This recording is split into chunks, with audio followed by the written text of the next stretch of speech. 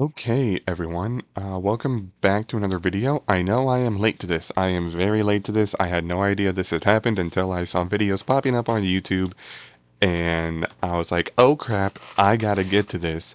However, this is not just a reaction. I do want to go over some stuff that I have done, researched, and all that, and do a bit of a prediction video like what I did last time with 3.2.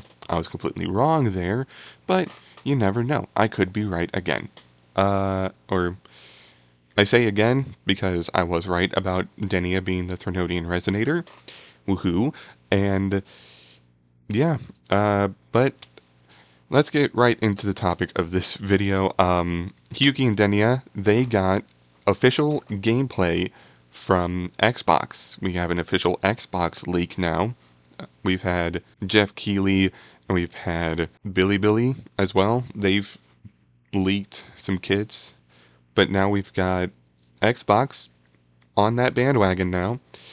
So I'm excited to see this because I really want Denia and I want Hiyuki as well.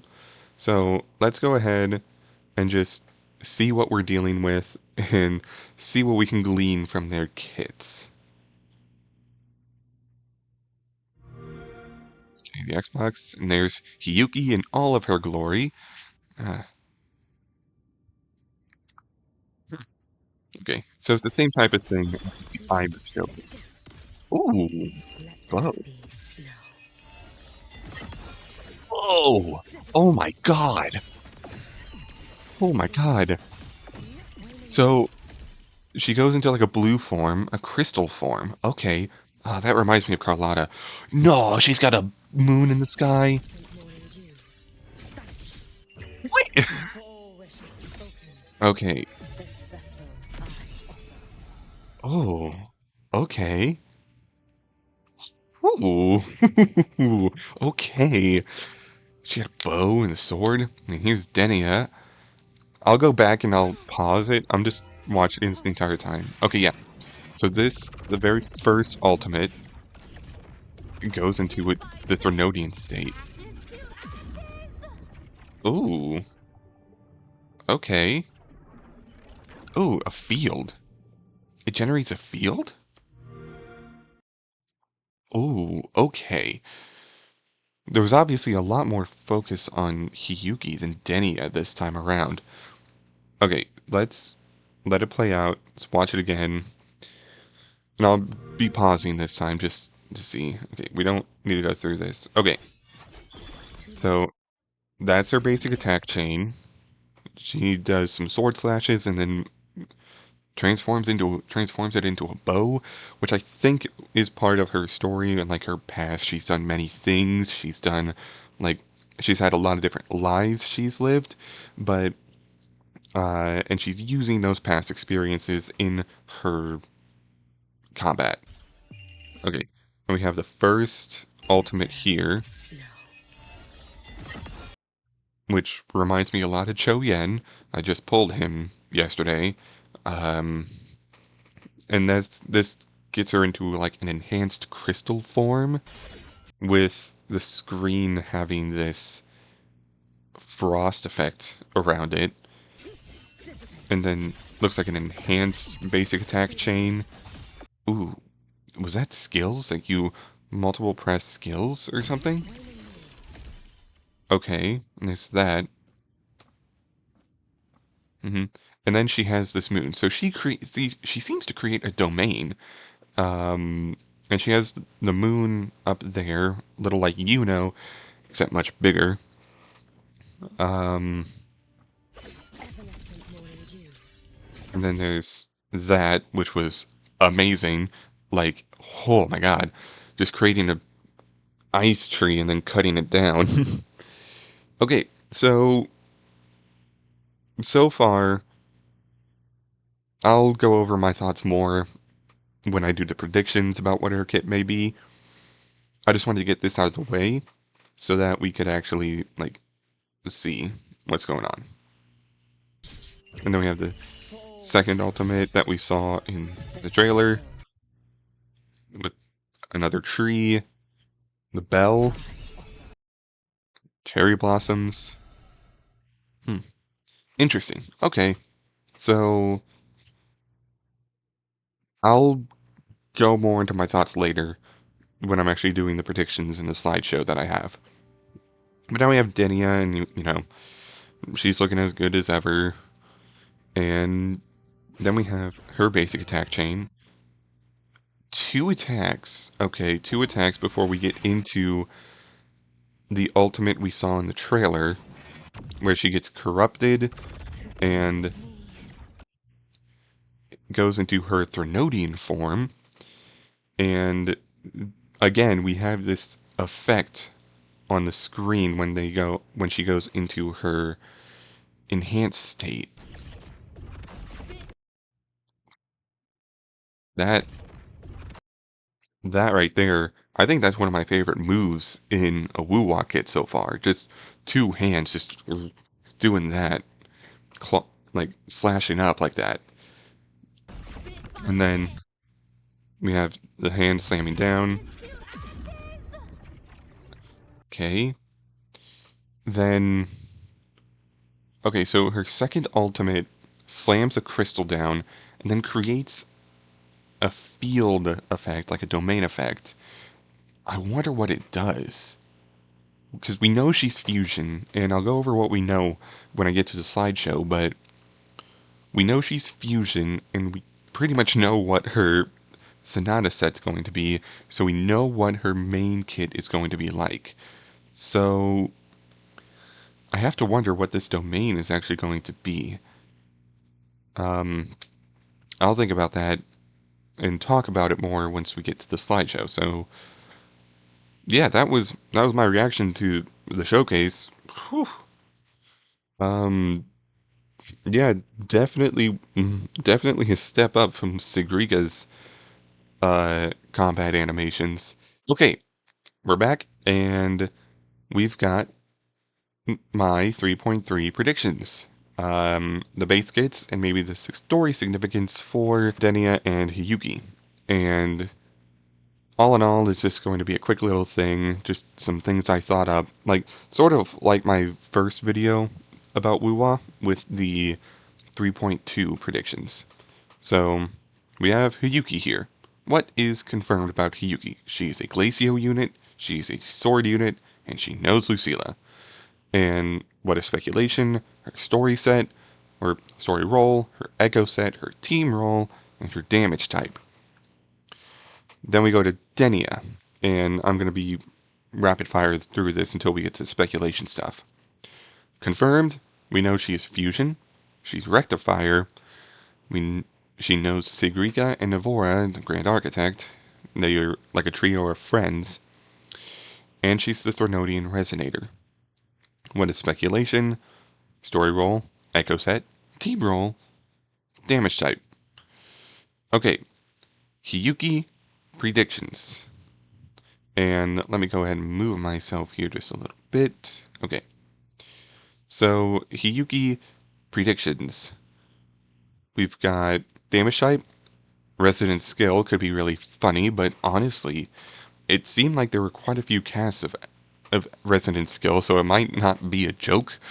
I just said resident skill because of Carlotta.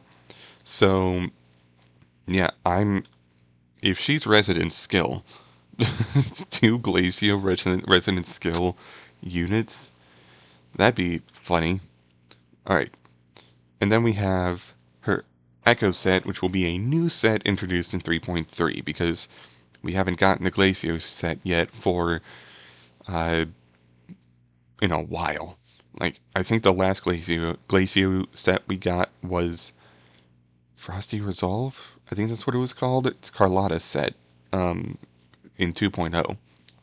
So, obviously we've got that, and hopefully it'll obviously focus on damage and maybe Glacio Chafe, because I think she may be a Glacio Chafe unit. She may be our first one, which would be cool. I think it'd be interesting. It would change things up a bit and introduce another negative status, because we only have Spectrofrazzle, Arrow Erosion, and Fusion Burst, we still need Glacio Chafe, Havoc Bane, and Electro Flare. No, we have Electro Flare.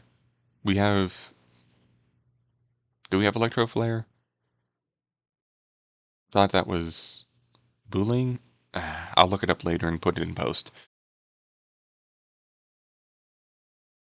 Anyway, team role, main DPS. It's what she looks like, and her gameplay seems like it's main DPS as well. And then story role, she'll be a guide, sort of like Chain Li, and there's not a lot of info. The only reason I'm saying a guide is because she looks like she'll, take us somewhere, and we'll learn about her past on the way, but we never know. Now we have Denia, and Denia, her damage type, I'm seeing Resonance Liberation or Heavy Attack, just because, you know, you've got Lene, who increases Resonance Liberation, but you also have Heavy Attack and all of that, but honestly, that's not the main point of it. We've got her Echo set with Chromatic Foam, and if you know Chromatic Foam, then what it does is it basically increases fusion burst damage, and because of that, we know Denia is going to be a fusion burst character, and that's why her team role is going to be a sub DPS and fusion burst applier. She is going to be the third best in slot teammate for the Imeth Chisa team. So all of that is just, it's basically confirmed at this point, but we need to talk about that whole uh, field thing that we saw earlier. What I think that is something to continually apply Fusion Burst and maybe even increase the damage of Fusion Burst as well. So it would be sort of like Booling's sort of field that she creates, or like Shorekeepers, like they create a field and it has passive buffs for a while. I think that's what hers is going to be, but it'll be for Fusion Burst mainly. And story role is she's the antithesis of Imeth in some ways. She was forced to be a Threnodian Resonator by the Fraxidas due to having a connection with the Grand Architect, who is Navora.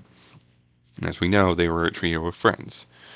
And she is an artificial Threnodian Resonator, and this was teased back in 2.7 with the Grand Architect, talking about, you know, uh, what they wanted to research and what they wanted to do in Jinzhou and Renacida. So, this is probably the fruits of their efforts, Denia being turned into a Threnodian Resonator, and it's why we see in her first liberation that she sort of gets corrupted by the Threnodian form of her. And now we have the potential teams. So first, Hiyuki. Hiyuki is obviously going to be the main DPS. Then we've got Zhezhe in my entire team comp. So she'll, it's like with resonance skill damage, she'll be buffed by Zhezhe's outro skill fully because she does glacial damage.